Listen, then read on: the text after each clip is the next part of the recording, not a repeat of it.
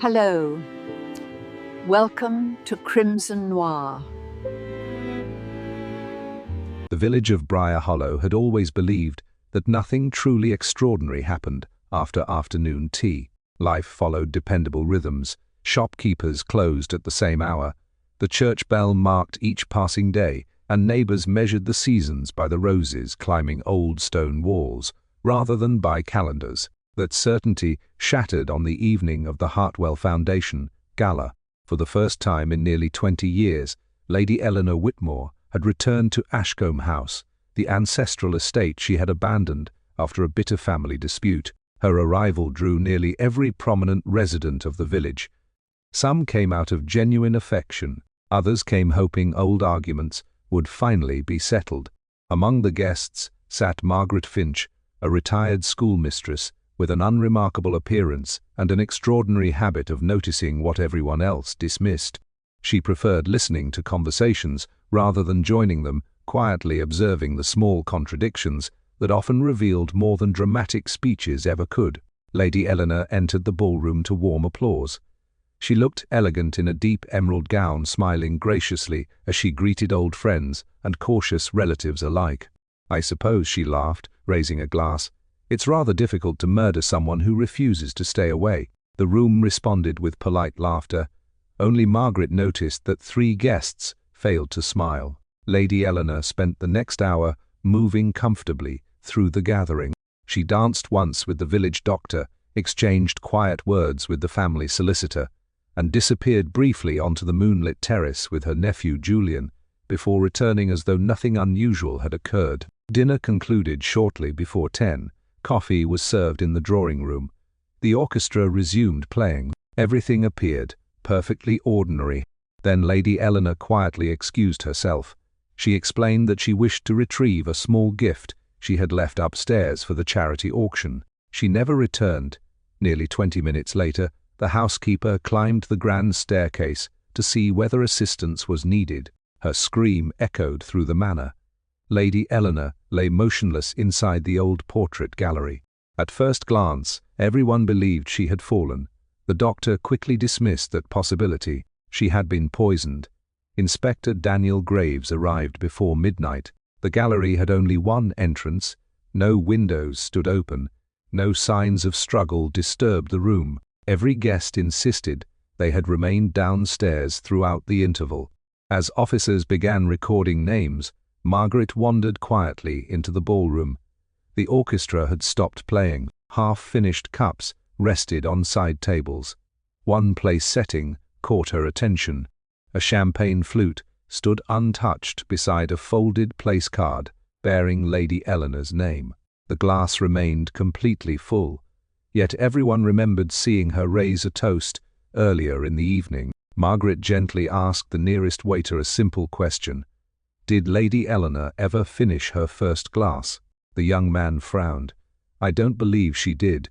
That answer lingered in Margaret's thoughts. If Lady Eleanor had not drunk from the champagne offered during the toast, then the poison had almost certainly reached her later. As Inspector Graves questioned anxious guests in the drawing room, another surprise emerged. The butler produced the evening's guest ledger. Lady Eleanor's signature appeared on the final page. Beneath it, written in the same unmistakable handwriting, was a curious sentence, added only minutes before her death. "If you are reading this tomorrow, then I have finally attended my own murder." The room fell into stunned silence. Most believed the line was a morbid joke. Margaret was not so certain. No one writes a sentence like that without expecting someone else to misunderstand it. Morning brought no comfort to Briar Hollow. The news of Lady Eleanor Whitmore's sudden death spread through the village before most residents had finished breakfast. Shopkeepers paused their work to exchange whispered theories. Neighbors gathered outside the bakery instead of hurrying home, and every conversation seemed to begin with the same question: who could possibly have wished the wealthy philanthropist dead on the very night she returned after 2 decades away? Inspector Daniel Graves established a temporary office inside Ashcombe House.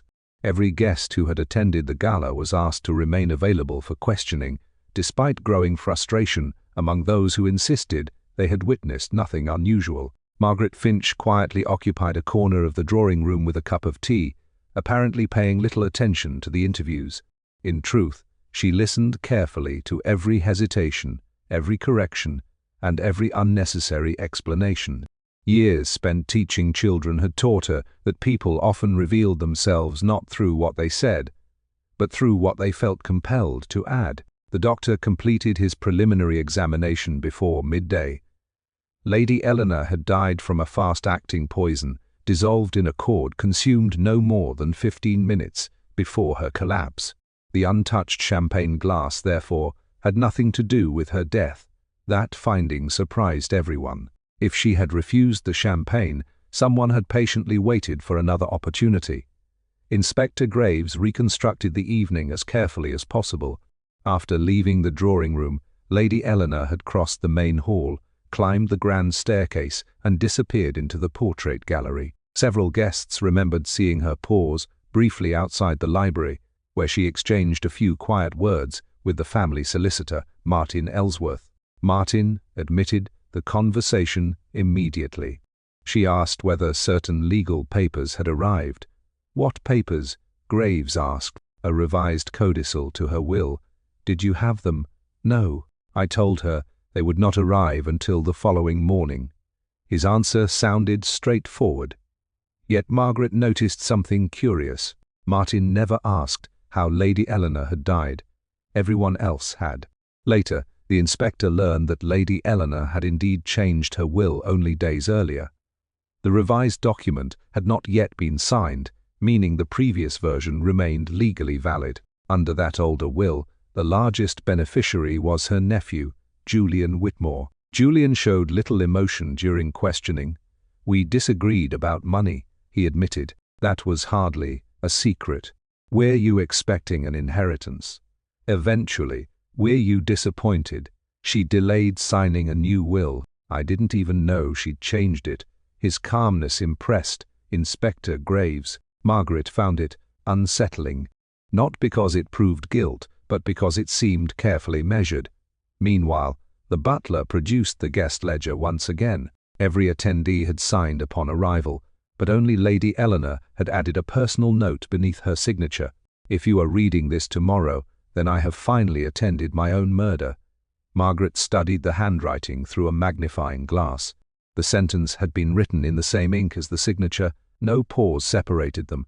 Whoever composed the message had intended those words from the very beginning of the evening. That realization troubled her deeply.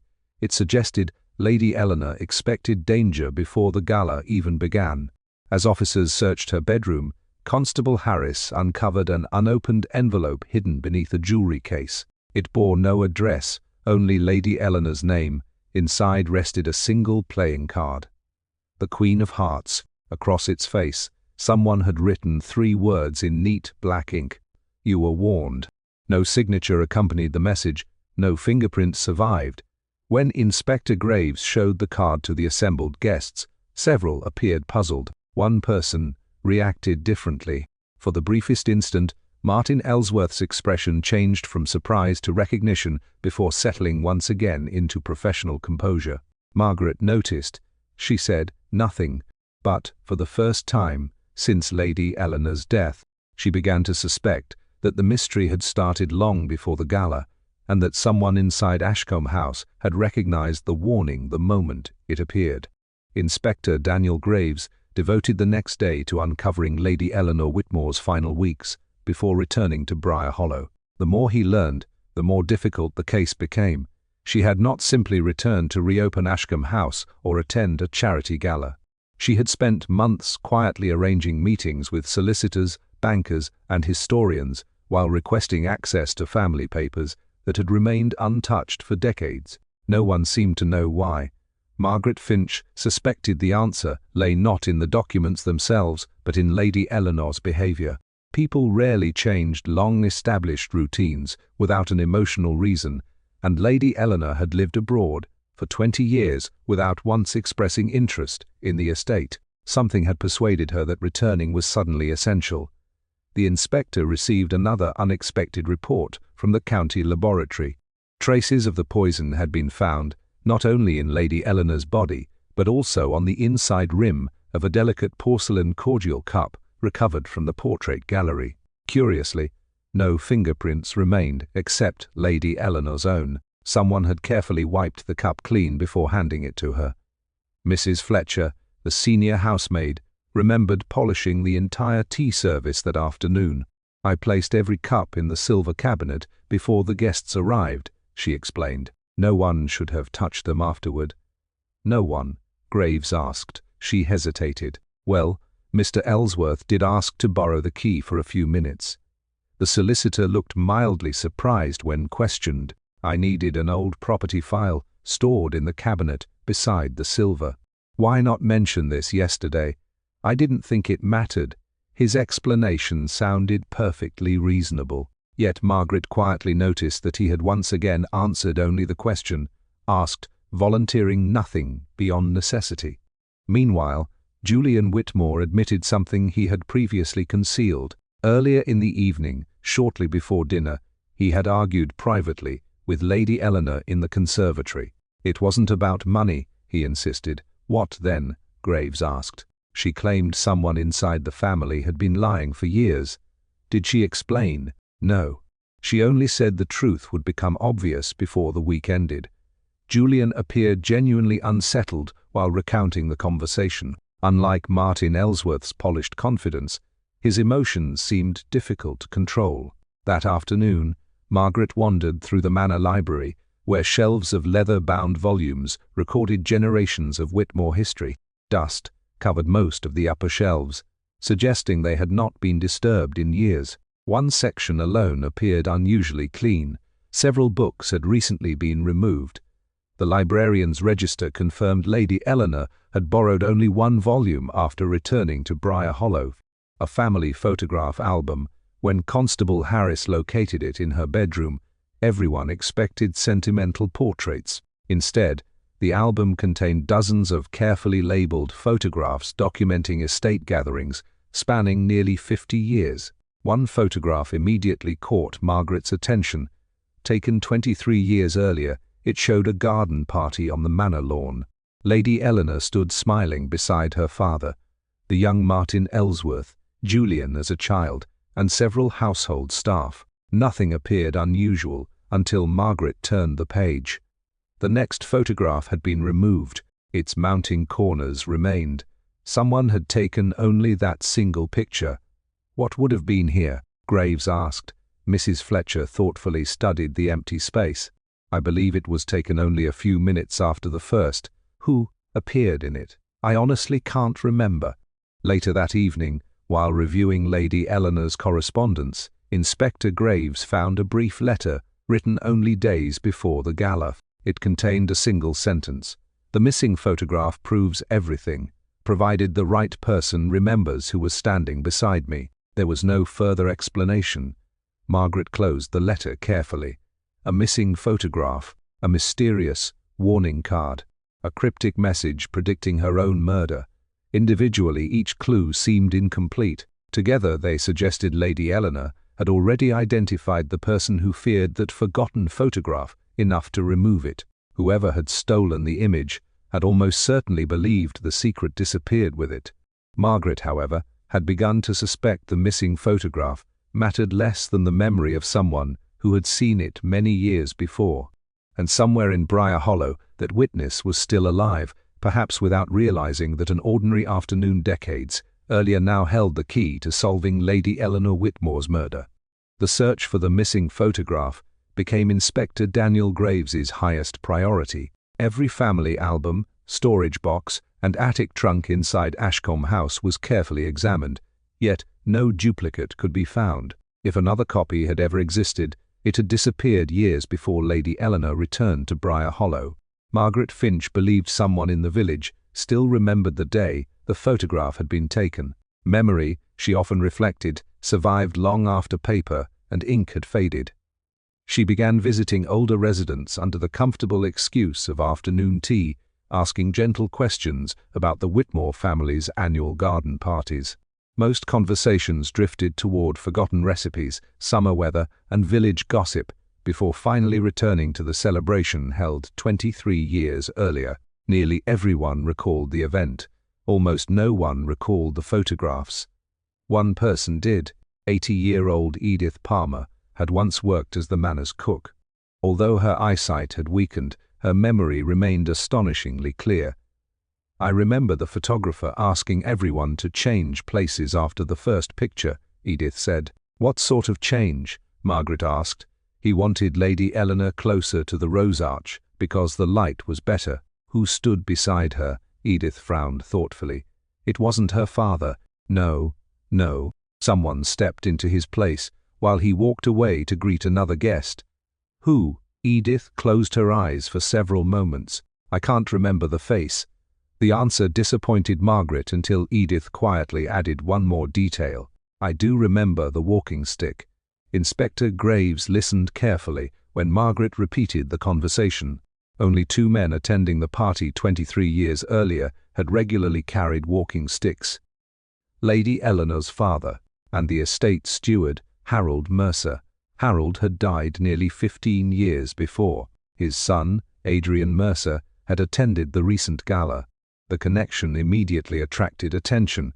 Adrian willingly met the inspector that afternoon. "My father worked for the Whitmores his entire life," he explained. "He knew every inch of Ashcombe House." "Did he ever mention that photograph?" "Never." "Did he leave personal papers?" "A few boxes remain in my attic. With Adrian's permission, officers searched them thoroughly. Most contained routine household accounts and maintenance records. One leather notebook proved far more interesting. Harold had recorded daily observations about the estate over many years.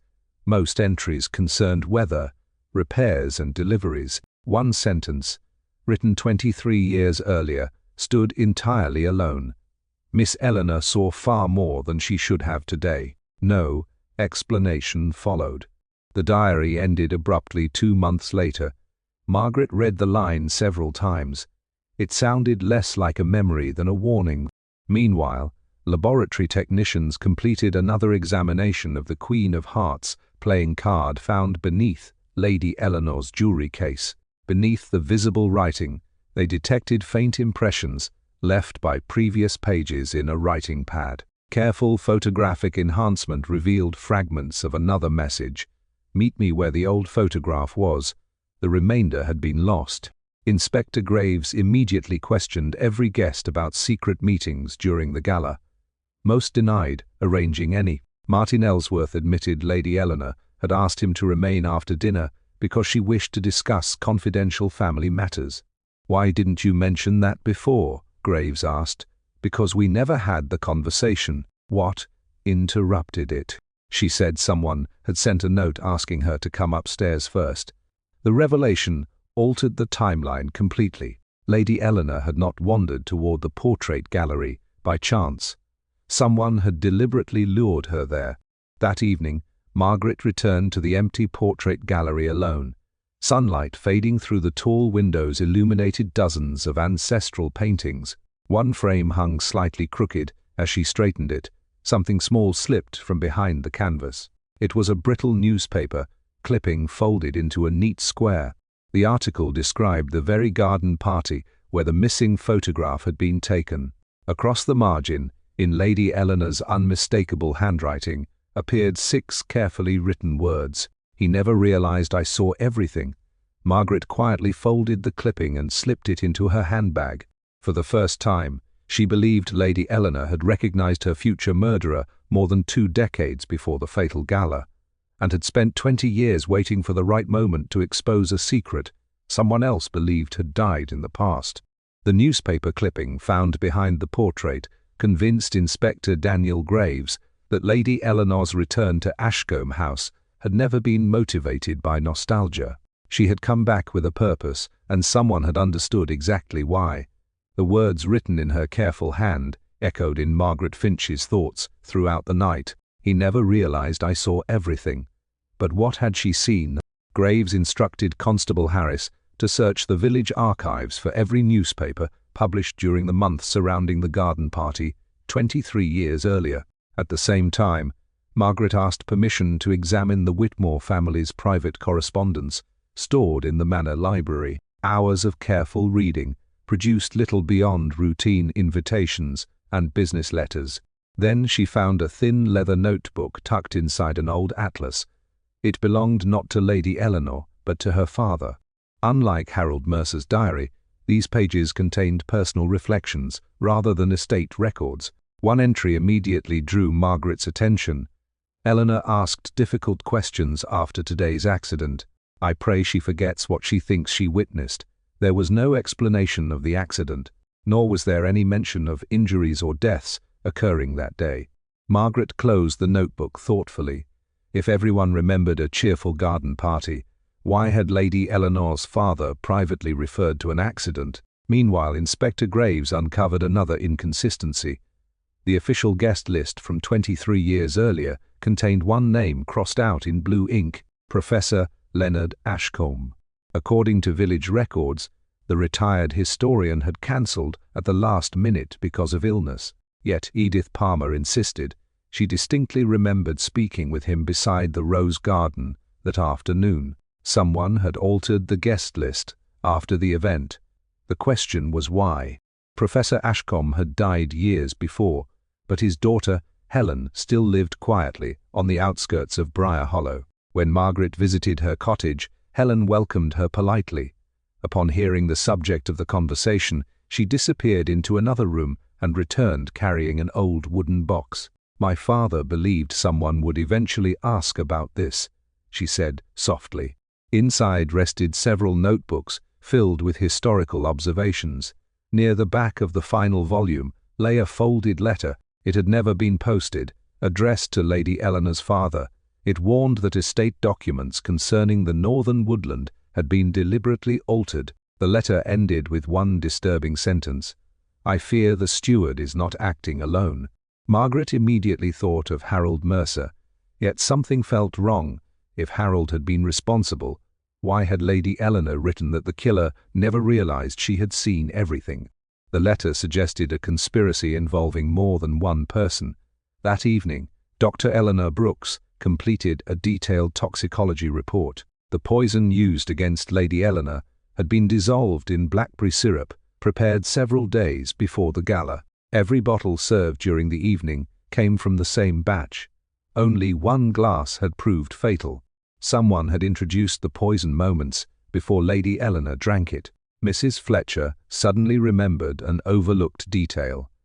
Just before Lady Eleanor entered the portrait gallery, she had handed her cordial to a passing servant while adjusting the clasp on her necklace. For only a moment, Mrs. Fletcher insisted. "Who was the servant?" Graves asked. "I assumed it was one of ours." The staff roster suggested otherwise. Every servant employed at the gala had been occupied elsewhere during those exact minutes. Someone wearing servant's clothing had walked freely through Ashcombe House without belonging there. Late that evening, Constable Harris brought fresh news. A tailor in the neighboring town identified an order placed 2 weeks earlier for a houseman's uniform identical to those worn by the Whitmore staff. The customer had paid in cash. Only one measurement stood out. The jacket had been altered to fit someone unusually tall. Inspector Graves quietly reviewed the height of every principal suspect.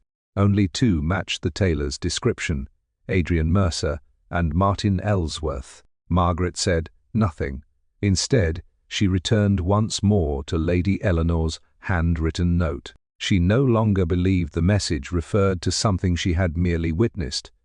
It referred to someone she had recognized despite a carefully prepared disguise. And if that was true, then the false servant had not simply delivered the poisoned cordial. He had expected Lady Eleanor to know exactly who he was the instant she looked into his eyes. Margaret Finch spent the next morning reflecting on a question that Inspector Daniel Graves considered almost impossible to answer. If Lady Eleanor had recognized the disguised servant immediately, why had she accepted the cordial without raising an alarm? A woman intelligent enough to predict her own murder would surely not have ignored such an obvious danger. The answer, Margaret suspected, lay not in fear but in confidence.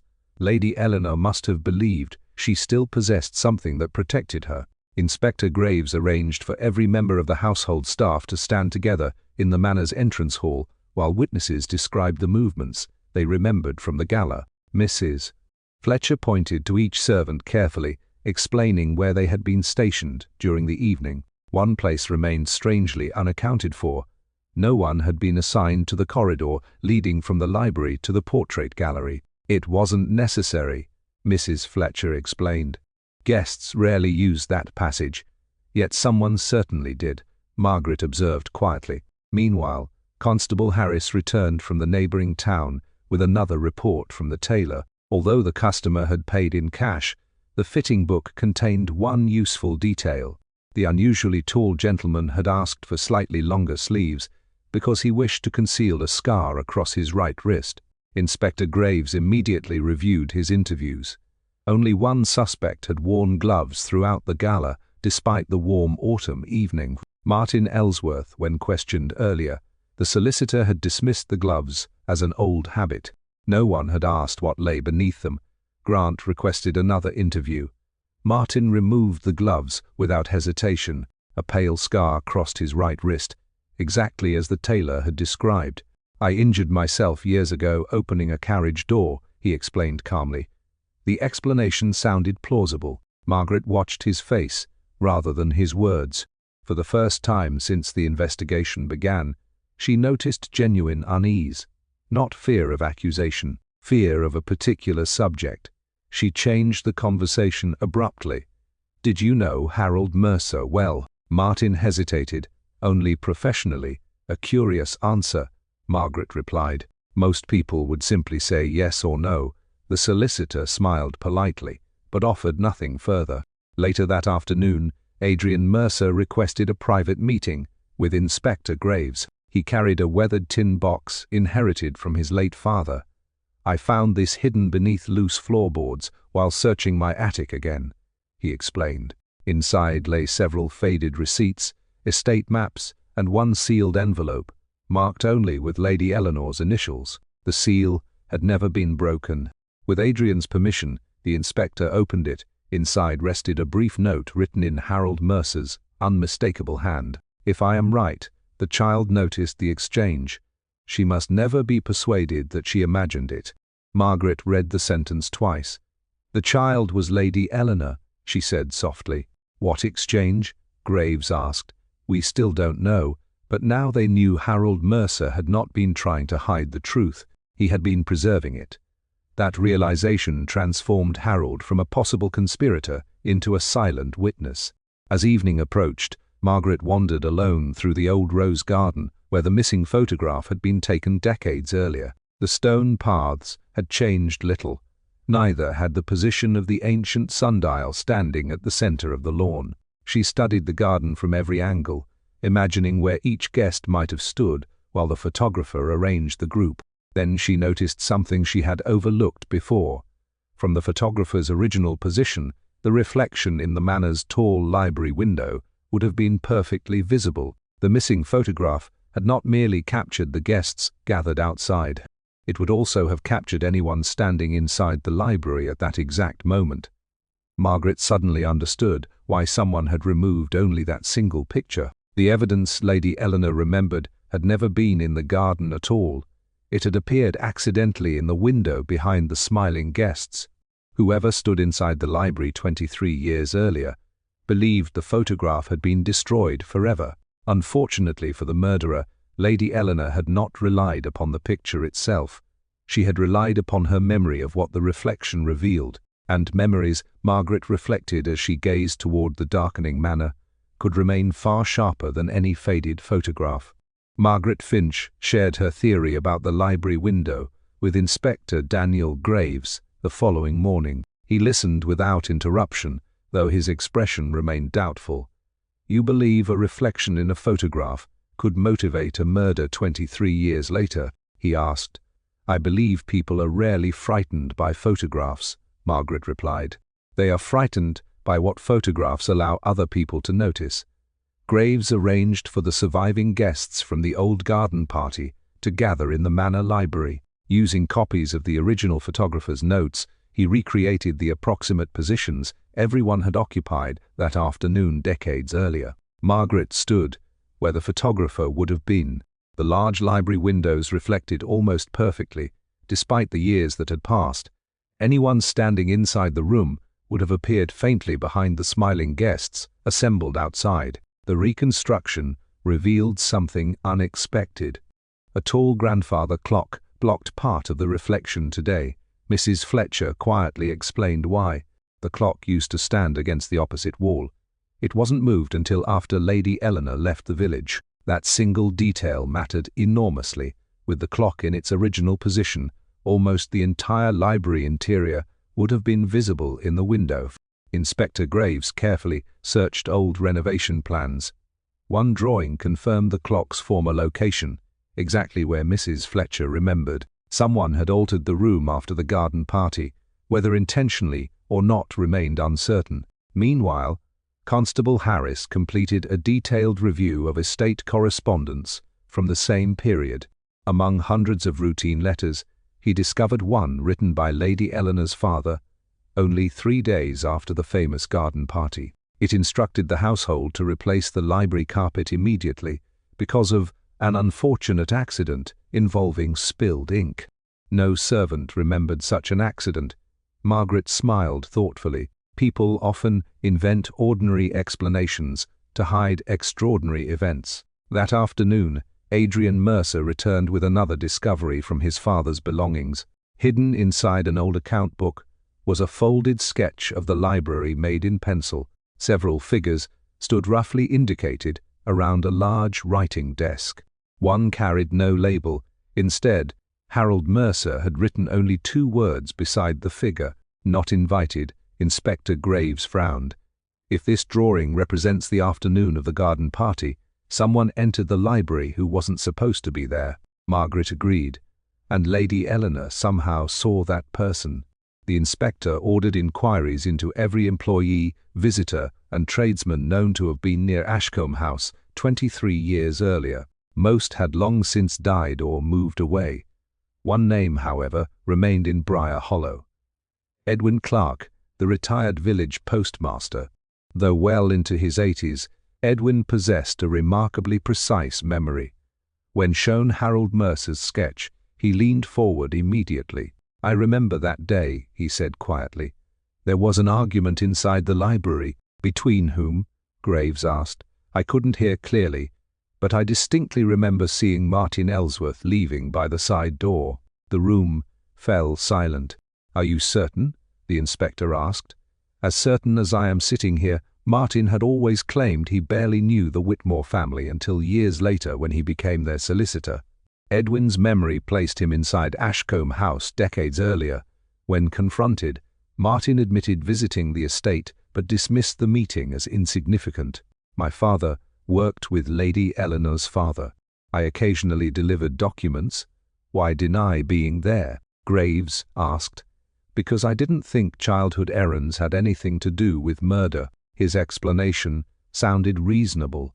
Yet Margaret noticed something curious. Martin answered every question about his own actions. He never once asked what Edwin claimed to have seen inside the library. It was as though he already knew. That evening, Margaret examined Harold Mercer's sketch one final time. The unnamed figure stood beside the writing desk. Behind that desk, according to the room's original layout, hung a polished glass cabinet. Anyone standing in the garden would have seen only a faint reflection, but a child with sharp eyes might have noticed 2 people exchanging something small across the desk. Lady Eleanor had written that she saw everything. Margaret now believed she had witnessed not a conversation, but the secret transfer of a document whose disappearance had shaped the lives of everyone gathered at Ashcombe House ever since. And somewhere among the surviving records, that missing document was still waiting to be found.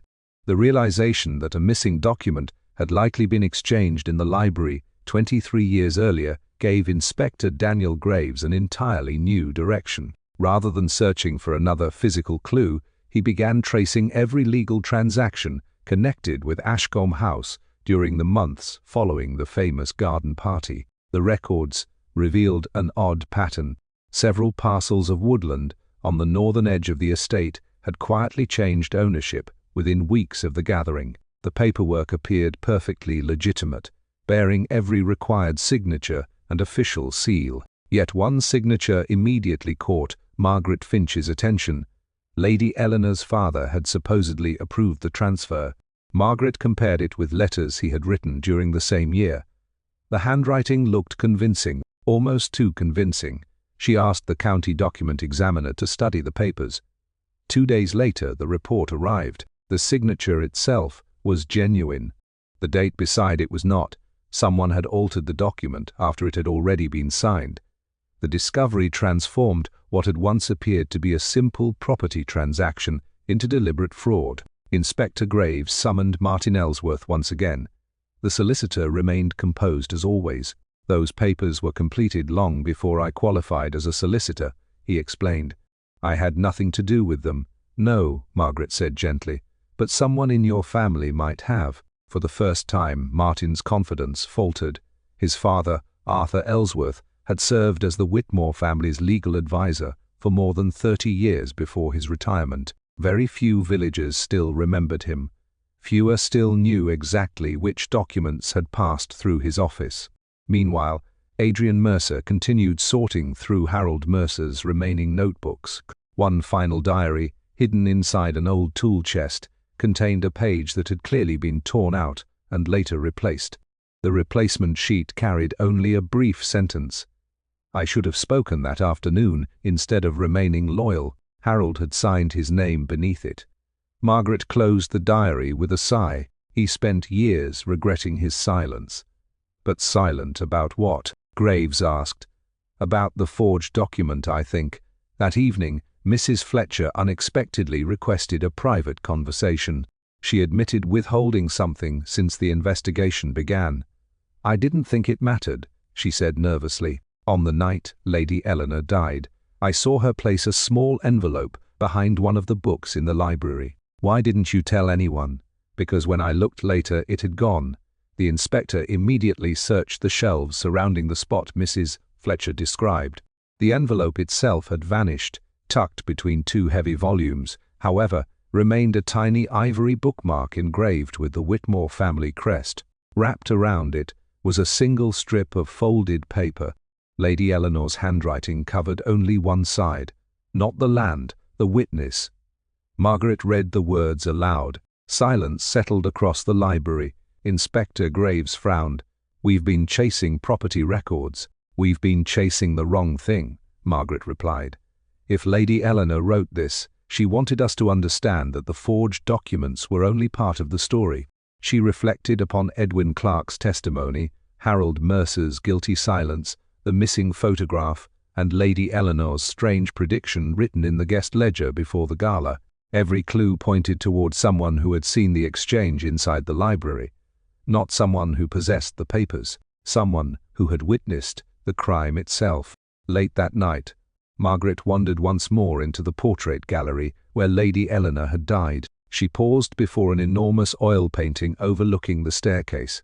Its polished surface reflected the corridor behind her almost like a mirror. Suddenly, she understood why Lady Eleanor had climbed to the gallery before her death. From that exact position, she could watch anyone leaving the library below without being noticed herself.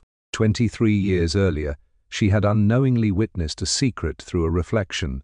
On the night she died, she had returned to the same position, expecting to identify the guilty person once again. This time, however, the murderer realized she was watching, and instead of allowing the past to expose the truth, he had ensured that Lady Eleanor would never leave the gallery alive. Margaret Finch scarcely slept after realizing why Lady Eleanor had returned to the portrait gallery. The answer seemed painfully simple once she allowed herself to stop thinking about documents and begin thinking about people. Lady Eleanor had not climbed the staircase to retrieve a forgotten gift or to admire the old paintings.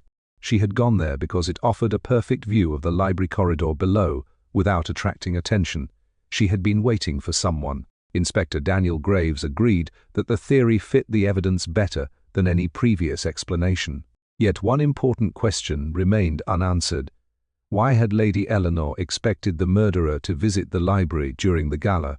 Margaret believed the answer rested in the invitation itself. She requested copies of every letter sent to guests before the charity evening. Most were identical politely, requesting attendance and support for the restoration of Ashcombe House. One invitation differed. Martin Ellsworth's copy contained a handwritten note from Lady Eleanor. "Please arrive early. We have unfinished business that cannot wait any longer."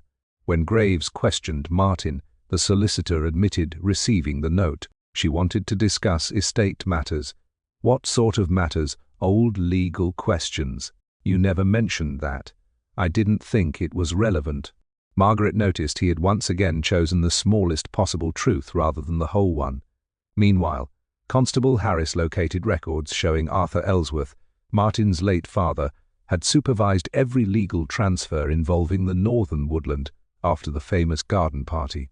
Although Arthur had died years before, his private office remained untouched in the house Martin had inherited. With a warrant, the inspector searched the building. Most cabinets contained routine files. One locked drawer resisted every key found in the office.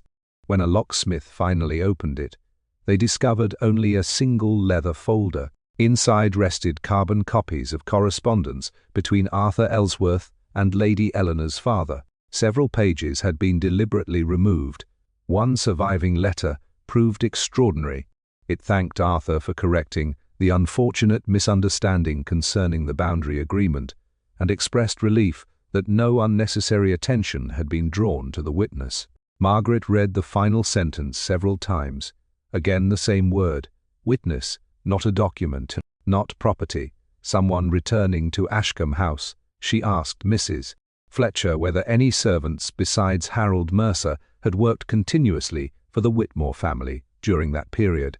Only one name emerged: Mrs. Agnes Doyle. The elderly former nursery maid now lived quietly in a cottage overlooking the village green. Although nearly 90, her mind remained remarkably clear. When Margaret gently mentioned the garden party from 23 years earlier, Agnes fell silent. "I always knew someone would ask eventually," she whispered. She described seeing young Lady Eleanor playing hide and seek near the library windows while adults entertained guests outside. Moments later, Eleanor had run toward her, frightened and confused. The little girl kept saying she'd seen Mr. Arthur give another gentleman papers that weren't supposed to exist. "Did she identify the other man?" Margaret asked softly. Agnes nodded. "It was Martin." Inspector Graves stared in disbelief. "Martin would have been only 17. "Old enough," Agnes replied, "to carry messages for his father." The room became perfectly still. Martin had not merely inherited knowledge of the forged transactions. He had witnessed and participated in the original exchange as a young man. Lady Eleanor had recognized him immediately when he returned to Ashcombe House decades later. She had invited him early because she intended to confront him privately before revealing everything. Instead, Martin realized she still remembered the truth. Margaret quietly pieced together the final pattern: the warning card, the disguised servant, the poisoned cordial, the missing photograph. Every step had been designed to silence the one person whose memory threatened to expose a deception maintained for more than 20 years. Only one uncertainty remained. Inspector Graves possessed overwhelming suspicion, but not yet the unmistakable proof required to convict Martin Ellsworth of murder. Margaret smiled thoughtfully as they walked back through the silent corridors of Ashcombe House. "Fortunately," she said, "people who have protected a secret for 23 years rarely resist one final opportunity to prove how clever they have been." The inspector looked at her curiously. "Do you have a plan?" "I believe," Margaret replied, "it's time to let Mr. Ellsworth think he has won." The following evening, Inspector Daniel Graves invited every principal guest back to Ashcombe House. Officially, the gathering had been arranged to return several personal belongings collected during the investigation. In reality, it was the final stage of Margaret Finch's carefully prepared plan. The guests assembled quietly in the library. Martin Ellsworth appeared as composed as ever, greeting the others with the measured courtesy that had carried him through weeks of questioning. Adrian Mercer, Julian Whitmore, Mrs. Fletcher, Edith Palmer, Agnes Doyle, and the remaining witnesses took their seats, while Inspector Graves stood near the fireplace. Margaret entered, carrying a large portfolio. "I believe," she said pleasantly, "that we have finally reconstructed the missing photograph." A murmur spread through the room. She withdrew a mounted enlargement, created from surviving negatives, architectural plans, and witness testimony. Much of the image had been artistically reconstructed, but the library window reflected a faint outline of two figures standing inside. "The reflection is incomplete," Margaret continued, "yet it reminds us where everyone stood that afternoon." Martin examined the picture without changing expression. "It proves nothing." "Quite true," Margaret agreed. "The photograph itself proves very little." She carefully placed it aside and produced a folded sheet of paper. "This is far more interesting." In truth, the paper was blank. Only Inspector Graves knew that. Margaret looked directly at Martin. Lady Eleanor removed the original witness statement from its hiding place shortly before the gala. She feared someone would attempt to destroy it. For the first time, Martin's calm demeanor wavered. "You found it?" "I believe we have." A long silence settled over the room, Martin's eyes fixed upon the folded page rather than Margaret's face. Finally, he spoke. She couldn't have hidden it anywhere else. The words escaped before caution returned. Margaret smiled gently. How curious. Martin realized his mistake. "I never said the statement had been hidden before." No one moved. Inspector Graves quietly stepped closer. Margaret continued, in the same calm voice. "Lady Eleanor remembered seeing Arthur Ellsworth alter the date on an already signed document while you stood beside him. Harold Mercer witnessed enough to understand something dishonest had occurred, but lacked the courage to speak openly. You carried messages for your father, believing it a harmless family matter. Years later, when you inherited his practice, you discovered the fraud had enriched several influential people." Martin lowered his eyes. "Lady Eleanor recognized you the moment she returned to Briar Hollow. She invited you to Ashcombe House, intending to confront you privately before presenting her evidence. When she left the drawing room, you disguised yourself as a servant, intercepted her in the gallery, handed her the poisoned cordial, and searched desperately for the witness statement you believed she still possessed." The solicitor's shoulders slowly sagged. "I searched everywhere," he whispered. "The photograph, the library, even the old albums." "But she had already hidden the truth where no one thought to look," Margaret replied. Martin gave a tired smile. "I spent 23 years protecting my father's reputation." Then she came back and remembered everything. Inspector Graves produced the genuine evidence at last. Not a witness statement. The altered legal papers, Harold Mercer's diary, Arthur Ellsworth's correspondence, and Agnes Doyle's testimony together formed an unbroken chain proving both the historic fraud and Martin's motive for murder. Martin offered no resistance as the inspector placed him under arrest. Weeks later, Ashcombe House reopened under new management. The forged land transfers were reversed, long-forgotten records corrected, and Lady Eleanor's charitable plans were finally carried out in her name. One quiet afternoon, Inspector Graves thanked Margaret for solving a mystery that had remained hidden for more than 2 decades. Margaret smiled as she watched autumn leaves drift across the manor gardens. "People often think the greatest danger lies in forgotten documents," she said. "In my experience, it lies in forgotten memories. Papers can be burned, signatures altered, and photographs stolen. But a truthful memory, patiently carried for years, has a remarkable habit of finding its way back into the light." The bells of Briar Hollow echoed softly across the valley, and with them came a peace that had waited 23 years to return.